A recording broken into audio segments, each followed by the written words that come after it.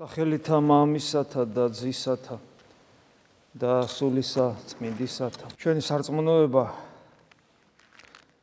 თუ მართლა გვწამს, ვერ მოგცემს მიძინების და მოშვების შესაძლებლობას, როგორც დავით მეფსალმუნი ამბობს, არც დავისვენებ, არც საწოლზე წამოვწვევი, არც თვალებს მივცემ ნახუჭვის და ძილის უფლებას, ვიდრე არ ვიპოვი ღმერთს და იმ ადგილს, სადაც ღმერთია. აი ეს მდგომარეობა სწორად ახასიათებს ნამდვილი ქრისტიანის მდგომარეობას, იმიტომ რომ რაც მეტად ცდილობს მიწვდეს ღმერთს, მით მეტად ხედავს თუ სწორად ცდილობს, თუ სიმდაბლით ცდილობს.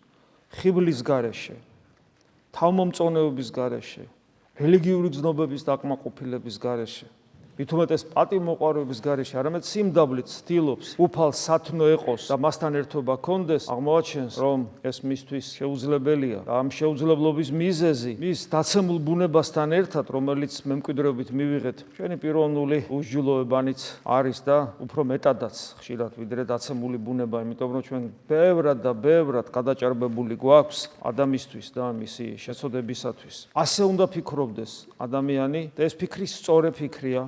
იმიტომ რომ სხვა მიზეზი ის რომ ჩვენ ღმერთს ყოველწამიერად არ ვჭრეტთ, ის რომ ჩვენი ლოცვა და ჩვენი ღვაწლი, თუ ამას ღვაწლი ქვია და ლოცვა ქვია, რასაც ჩვენ ვაკეთებთ, არ არის მადლისმიერი. ამ ყველაფრის მიზეზი მხოლოდ და მხოლოდ საკუთარი თავია. ერთ-ერთი მსახურების დროს დავიწყეთ კითხვა წმინდა ისააკ ასურის სიტყვებისა, იქიდან გამოკრებილად, რა თქმა უნდა, არასრულად, რომელიც სამწუხაროდ ქართულ ენაზე ესე არა გვაქვს. ჩვენ წინაზეც დავინახეთ ეს და ახლაც დავინახავთ, თუ როგორი ღრმა არის წმინდანების სიტყვები, იმიტომ რომ წმინდანები არიან ის ადამიანები, რომლებიც ჩვენგან განსხვავებით, აი შემოქმედებითი ღვაწლის პერიოდს გასცდნენ, მადლისმიერ მდგომარეობაში იმყოფებიან და ის რაც მუდამ ჩვენ უნდა გვაკლდეს და გვაწუხებდეს, მათ სულ ჰქონდათ, ანუ ღმერთთან მუდმივი ერთობა. რა თქმა უნდა, ისინიც არ კმაყოფილდებოდნენ ამით, იმიტომ რომ ღმერთთან ერთობით დაკმაყოფილება შეუძლებელია, იმიტომ რომ ეს არის დაუსრულებელი პროცესი, რომელიც მარადისობაში გაგრძელდება. ერთგვარი მტანჯველიც ხორცში ყოფი ადამიანისათვის, იმიტომ რომ ხორცში მყოფი ადამიანის სურვილი გაცილებით დიდია თუ ის წმინდანია, მით უმეტეს ვიდრე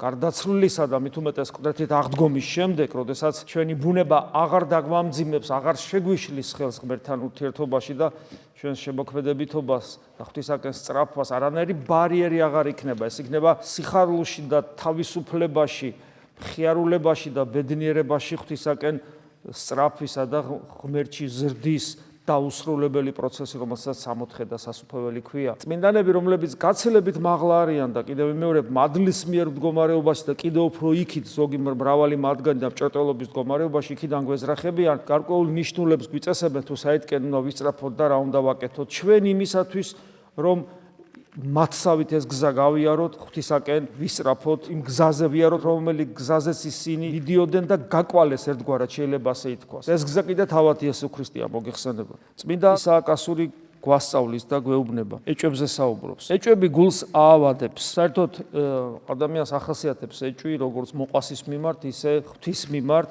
ღვთის მიმართ სულ მუდამ ეჭვებში ვართ.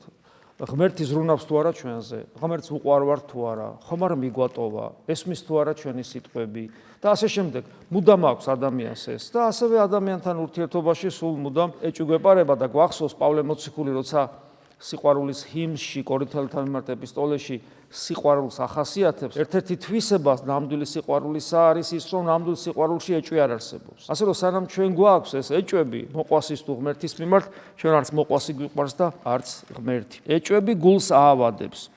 ხოლო მტკიცერწმენა, ანუ ეჭვი არის მტკიცერწმენის საპირისპირო მდგომარეობა.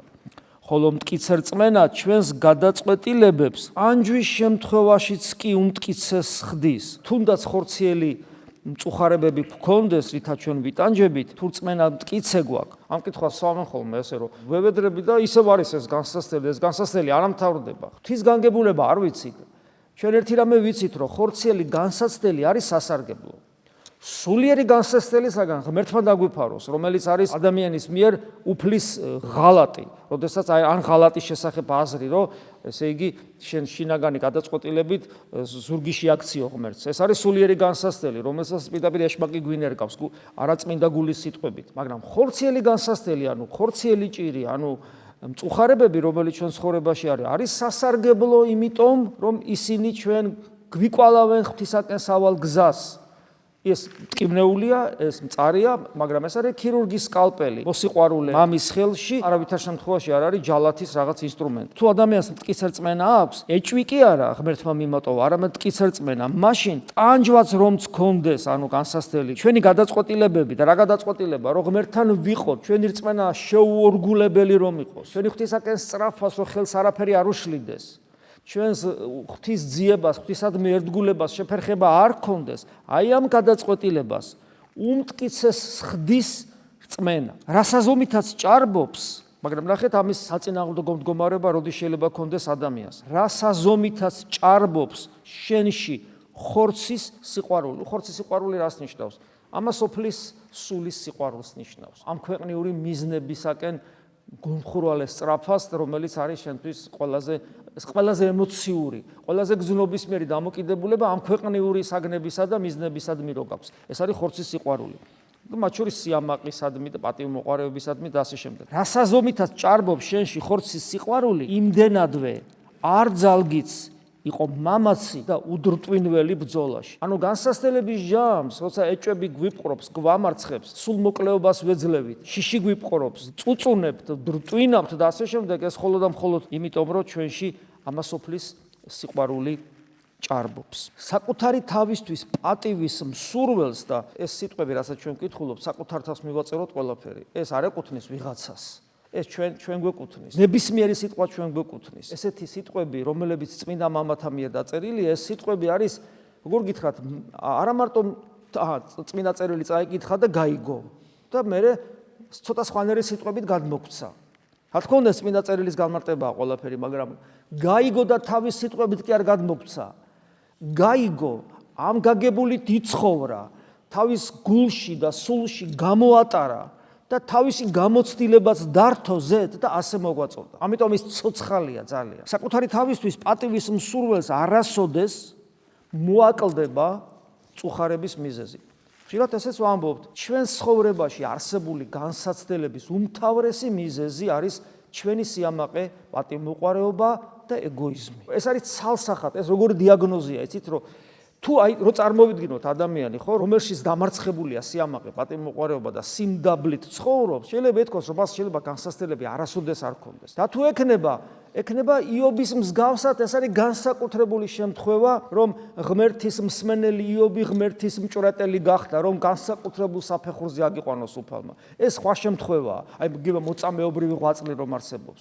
ეს სხვა შემთხვევებია, მაგრამ ჩვეულებრივ სტანდარტულ შემთხვევაში განსასწრების მიზეზი როგორც წესი სიამაყე და ამპარტავნება და ამიტომ წუხარების მიზეზი არ მოაკლდებაო პატივმოყვარე ადამიანს. სულსა და ხორცში აღზრულ, არაჯანსაღ მოგონებათა და შფოთის მომტან უსარგებლო განწყობათა მოსაგერიებლად, არაჯანსაღი მოგონებები და შფოთის მომტანი უსარგებლო განწყობები.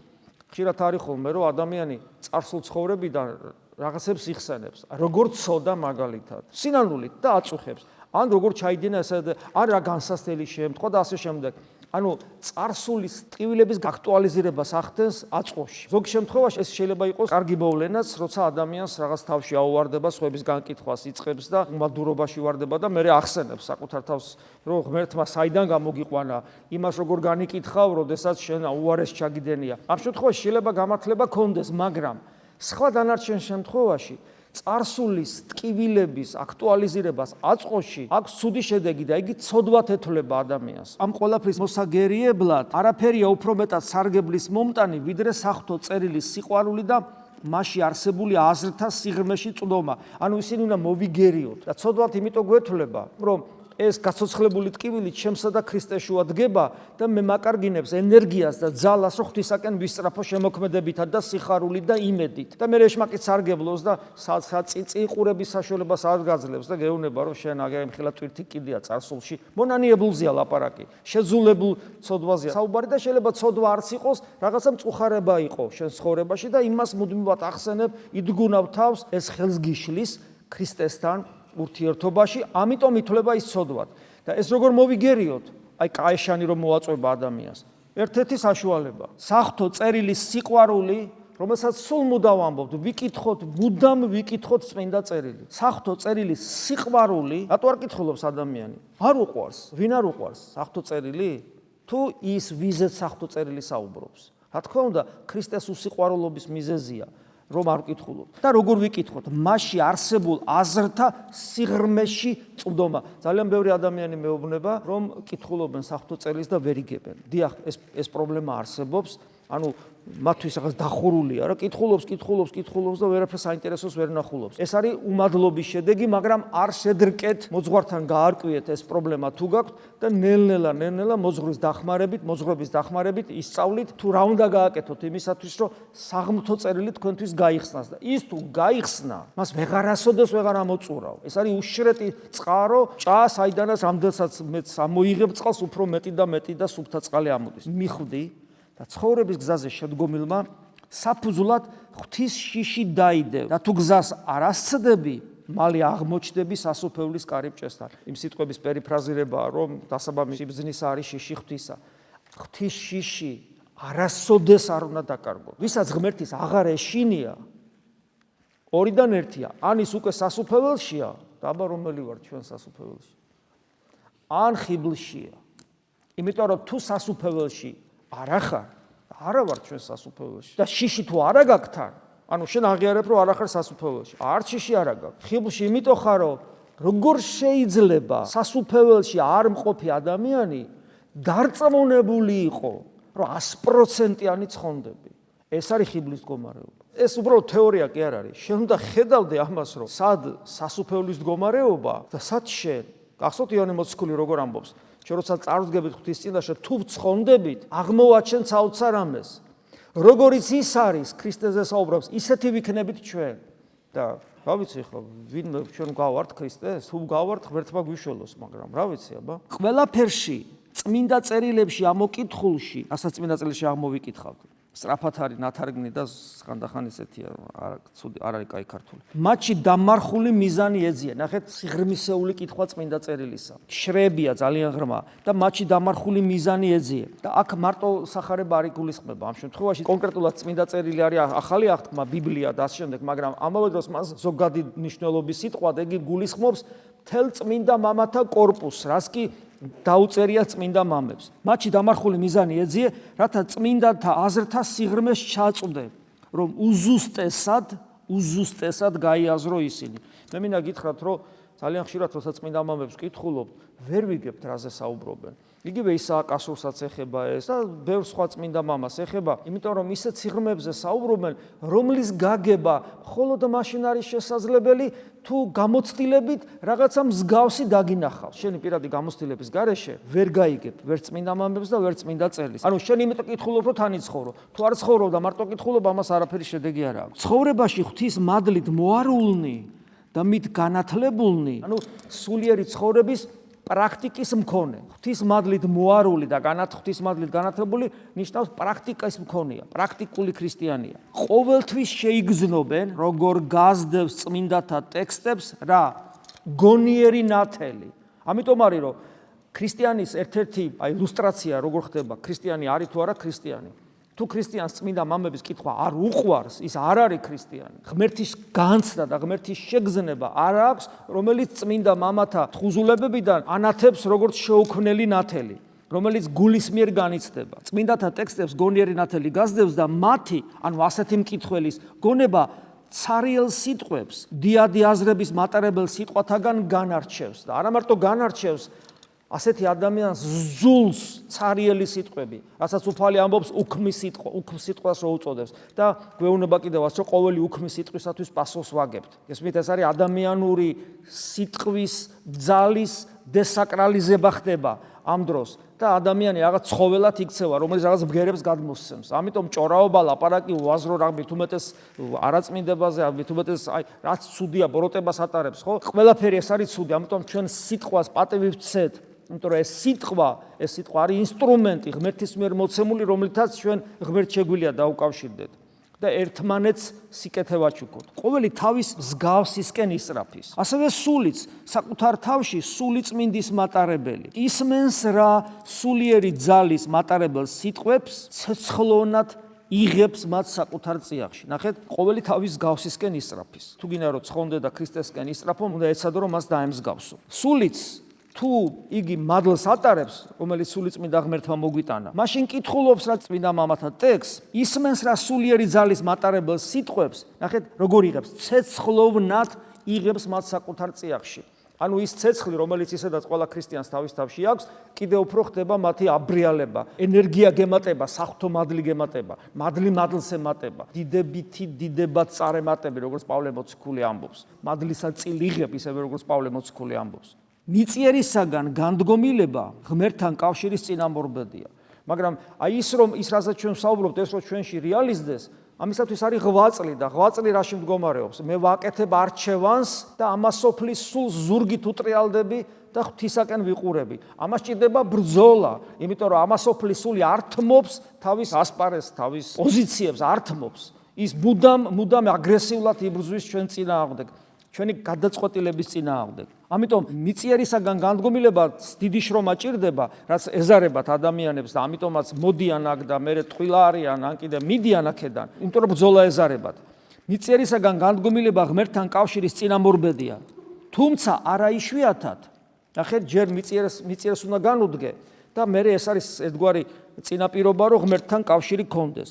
მაგრამ ნახეთ, რას ამბობს, თუმცა არა იშვიათად. მადლის მიერ ზოგიერთში უკანასკნელი, ანუ ღმერთთან კავშირი პირველს უწინააღმდეგებს, ანუ ღმერთთან კავშირი დაუმსახურებლად გეძლევა და ეს ძალას გაძლევს, რომ მიწიერს გაშორდე.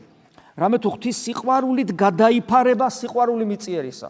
მე ვფიქრობ, თითოეულ ადამიანში ეს ორივე ხდება. ერთის მხრივ ჩვენ გვაქვს ვალდებულება, რომ მიწიერს ვებრძოლოთ, რომ ღმერთთან კავშირი გქონდეს, მაგრამ ჩვენი ვართ რა სუსტნი პერიოდულად ღმერთი დაუმსახურებლად გვაძლევს თავისთან ერთობის შესაძლებლობას, ანუ ჩვენ გულს ეხება, ვაგრძნობინებს ღვთაებრივი სიყვარულის რაღაცა ჩანასახს, რომელიც კვლავ გვაძლევს ძალას იმისას, რომ ამასოფლის სიყვარული გადავფაროთ ღვთაებრივი სიყვარულით. სულიერი კავშირი მოუკლებელი ხსოვნა, ანუ ღმერთთან სულიერი კავშირი ნესავსოს მოუკლებლად გახსოვს. მაგრამ ეს ხსოვნათან, ხო, კავშირს ნიშნავს. მენტალური ხსოვნა კი არ არის, ახსოვს, ეგრე კი არ არის. ანუ ეს კავშირია. ამიტომ არის, აი, ჩემს მოსახსენებლად ყოველთვის ეზიარებოდე. უცნაური ხო არის, ხო, თუ ქრისტეუნა მახსოვდეს, აი, წავიკითხე, რომ ქრისტეუნა მახსოვდეს და მახსოვს. ღმერთის ხსოვნაში პირველ ყოვლისა იგულისხმება არა მახსოვს, არამედ თელ ჩემ არსებას რო ახსოვს. ანუ მახსოვს არა მარტო მენტალურად, არამედ გრძნობით, ემოციით, სისხლით, ხორცით, სულით და საიდუმლოებრივად, მისტიკურადაც მახსოვს. ამიტომ არის, თუ არ ეზიარები, ღმერთი არ გახსოვს და მარტო ტვინით მეხსიერება არაფერს ნიშნავს. მარტო ტვინით კომპიუტერსაც ახსოვს. სულიერი კავშირი მოუკლებელი ხსოვნაა. იგი როგორც ცეცხლოვანი, ეს ხსოვნა, ღვთის ხსოვნა და ღვთის ხსოვნას და ღმერთთან კავშირს, როგორ ახასიათებს ისაა კასური. იგი როგორც ცეცხლოვანი სიყვარული მუდამ მხურვალებს გულში. გასხოთ ხო უფლის სიტყვები. ცეცხლისა მოვეთ მოფენად ქვეყანასა ზედა და მნებავს, რათა აწვე აღეგზნას. ეს ცეცხლი, რომელიც ქვეყანაზე უნდა აღეგზნას, ანუ აბრიალდეს, არის ადამიანის გული, როგორც წმინდა მამები გვასწავლიან. და აქაც იგივეს ამბობს, ცეცხლოვანი სიყვარული იქნება, ეს ცეცხლოვან სიყვარულს ნიშნავს ღვთის ხსოვნა, რომელიც მუდამ მხურვალებს გულში, სულით მდუღარენი იყვანით, პავლე მოციქული გვეუბნება. ამისთვის კი ძალას ეს ცეცხლი ძალა საიდან იღებს? ცნებათა აღსრულებისგან იღებს და მათში პოულობს საყრდენს ჭვრეტელობისათვის, ანუ ღმერთის ხედვისათვის. ეს იმათ გასაგონად, ვისაც იესოს ლოცვა მარტო სკვნილის ტრიალი გონია, ან ღამე წამოდგომა და უძილობა. თუ მცნებებს არ ასრულებ, არანერი იესოს ლოცვის მრავალათასიანი წარმოთქმა არ გიშველის და მცნებებიდან უპირველესი რომელია? ისწავლეთ ჩემგან, შვიდ ვარ და მდაბალ გულითა. სიმდაბლე და სიმშვიდე, სად განისწავლება და სად წარმოჩინდება, რომ შენ ცდილობ, რომ უფლისაგან ისწავლო ეს სათნოებები მოყვასთან ურთიერთობაში. ამიტომ თუ მოყვასთან ურთიერთობაში არა გვაქვს სიმშვიდე და არა გვაქვს სიმდაბლე კიდე ყოველთვის მორჩილებით ავლენს საკუთარ თავს, რამდენის გინდა სკვნილი ატრიალეთ. არაფერი არ გიშველის და ამას მე შეგნებულად და რამდენის გინდა ეზიარეთ. არაფერი არ გიშველით. არიან ადამიანები, რომლებიც სკვნილსაც ატრიალებენ, რომლებიც ხშირადაც ეზიარებიან და ერთი ნაბიჯი, რაც მე მათ ვიცნობ, არ გადაუდგავთ ქრისტესკენ. იმიტომ რომ აი ამ პრინციპს არ ასრულებენ. იმიტომ რომ აი ეს ხურვალება, ცეცხლოვანი სიყვარული გულში ღვთისადმი ძალას მცნებათა აღსრულებისგან იღებს და მათში პოულობს საყრდენს ღვთის ხილვისათვის, ანუ მჭრეტველობისათვის. ნახეთ, სხვა არის სიტყვის მოქმედი და სხვა არის სიტყვა ლამაზი. საგანთა შემეცნების გარეშე სიბრძნე ლამაზად მეტყველებს, საუბრობს ჭეშმარიტის შესახებ ისე, რომ არ იცის იგი. ანუ ეს სილამაზე, გარეგუნის სილამაზე არაფერს ნიშნავს. ეს არ არის შემოქმედება. სიტყვის შემოქმედი, სხვა არის სიტყვის შემოქმედი, სხვა არის ლამაზის სიტყვა. საგანთა სიღრმის შემეცნების გარეშე ეს სიბრძნე ლამაზად კი მეტყველებს და საუბრობს ჭეშმარიტების შესახებ, ისე რომ არ იცის იგი. განმარტავს სათნოებებს, თუმცა გამოცდილებით არ შეუცვლიეს. განმარტავს სათნოებებს, თუმცა გამოცდილებით არ შეუცვნია ისინი. ხოლო შემოქმედებითი სიტყვა იმედის საუნჯია, ხოლო შემოქმედებითობით დაუმტკიცებელი სიბრძნე შერცხვენის წინაპირობაა. დაუმტკიცებელი, ან როცა შენ გამოცდილება არ აქვს შემოქმედებითი ბრძოლისა და ამ ბრძოლით თუ არ გახსნილა შენთვის ეს და შეგიგზუნია ეს სათნოება, სხვას რო ასწავლი, ეს არის შენი შერცხვენის წინაპირობა. ეს ეხება იმათ, ვინც გუშინ მოვიდნენ ეკლესიაში და იმ წამსვე მისიონერობას წადიათ. იმ წამსვე წადიათ ვიღაცას ასწავლონ, ვიღაცას გადასცენ, ვიღაცას უთხრან, პირდაპირ ინტერნეტის საშუალებით და ასე შემდეგ. ჩვენ ყოველთვის ვცდილობთ, რომ დაგაკავოთ, იმიტომ რომ ჩვენ სექტანტები არა ვართ. რაღაცა ერთ-ორ ფრაზას რო დაიზეპირებენ და მერე დადიან და 1000 ხალხს ტვინს ურევენ. ჩვენ მართლმადიდებლები ვართ, მართლმადიდებელი ქრისტიანს სხვა გონიერება აქვს, სხვა სიბრძნე აქვს და სხვა სიღრმე აქვს. ჯერ შენმა გულმა უნდა განიცადოს, შენ უნდა მიიღო ეს გამოცდილება, მრავალი ტკივილით, მრავალი ჭირით, მრავალი განსასწრებით, მრავალი გამოცდით, წლები უნდა გავიდეს, რომ მერე შეძლო, რომ შენ გადასცე სხვა და გადასცე არა აზრი, არა ლამაზი სიტყვა, არამედ ცეცხლი, რომელიც შენში თუ არ არის, სხვას ვერ გადასცენ და მოხდება დესაკრალიზირება ღვთის სიტყვისა და იქნები შენი თავის შემარცხვენელის და უფლისაც. რაღა მხატვარი, რომელიც წყალს ხატავს და წყურვილს კი ვერ მოიკლავს მისით და რაღა სიტყვა დაუმტკიცებელი შემოქმედებითობით. როდესაც გამოცდილების მქონე საუბრობს სათნოებების შესახებ, იგი მსმენელს ისე გადასცემს მას, როგორც პატიოსანი ადამიანი თავის შრომით გამომუშავებელ თანხას გადასცემს სხვას. სიკეთეს რო აკეთებ, შენი შრომიდან მიღებული თანხი. ვინც საკუთარი შრომისაგან თესავს მოძღვრებას მსმენელებში, იგი კადნიერებით საუბრობს სულიერი შვილების წინაშე. საღვთო კადნიერება მაშინ ეძლევა ადამიანს, როცა სიტყვა გამოცდილებიდან არის აღმოცენებული და ამიტომ არის წმინდა მამების კითხვა აუცილებელი. წმინდა მამების ყოველი სიტყვა გამოცდილებიდან არის აღმოცენებული. ეს არის მართლმადიდებლობის საუნჯე 2000 წლის განმავლობაში იმდენი საუნჯეა დაგროვილი. იმდენ ადამიანმა მიიღო ეს დიდი გამოცდილება ღმერთთან ურთიერთობისა, მთელი დასი და დასი, ურიცხვი წმინდანები, ურიცხვი, უთვალავი და უამრავ ადამიანს დაწერილი ხუზულებები. ეს არის საუნჯე, რომლითანაც ჩვენ ამ ცეცხლს ვიღებთ. ყოველ არაწმინდად მაცხოვრებელს გული უთქვამს დროებითი ცხოვრებისათვის. ამ ქვეყნიური მიზნები, ამ ქვეყნიური სიხარულები, ამ ყველაფერი, აი ამ ქვეყნიური რაღაც წარმატება, რომელიც ცუდი კი არ არის, მაგრამ ნახეთ, ამ ქვეყნიური წარმატება მახარებს უფრო მეტად ვიდრე სულიერი წარმატება. პრობლემა ამაშია, თორე ამ ქვეყნიურის გახარებს თავისთავად ცხადია. აქცენტები როცა არეული გაქვს ცხოვრებაში, ყოველ არაწმინდად მაცხოვრებელს გული უთქვამს დროებითი ცხოვრებისათვის. ასეთივე მდგომარეობაშია ჭეშმარიტის სიკეთის ვერშემეცნებელი, ჭეშმარიტების ვერშემეცნებელი და ამასოფლის სულით შეპყრობილი ადამიანი, ასეთ ადამიანებს უწოდებს არაწმინდად მაცხოვრებელს. იმიტომ რომ წმინდად მაცხოვრებელი ის არის, ვინც ღვთისნებით ცხოვრობს. ანუ ასეთი ადამიანი ღვთისნებით არ ცხოვრობს, ამიტომ არაწმინდა არის. სწორედ უთქვამთ, რომ სინდისისგან მხილებული სიკვდილის შიშისაგან მწუხარებს. ანუ ვისაც ფაქტურად ეს რას ნიშნავს? ჩვენ ვისაც გვეშინია სიკვდილის, ჩვენი სინდისი არ არის სუფთა. იმიტომ რომ სინდისი რო გქონდეს სუფთა, სიკვდილის არ შეგვეშინდება, იმიტომ რომ სიკვდილი ხო არ არსებობს. ხომ გარდაცვალებაა სიკვდილისაგან სიცოცხლეში. მაგრამ ეს წმენა, რომელიც გვაქვს, არ არის ცოცხალი და ცოცხალი არ არის იმიტომ, რომ ჩვენში ამასოფლისული დომინირებს ვიდრე საღვთო მადლი.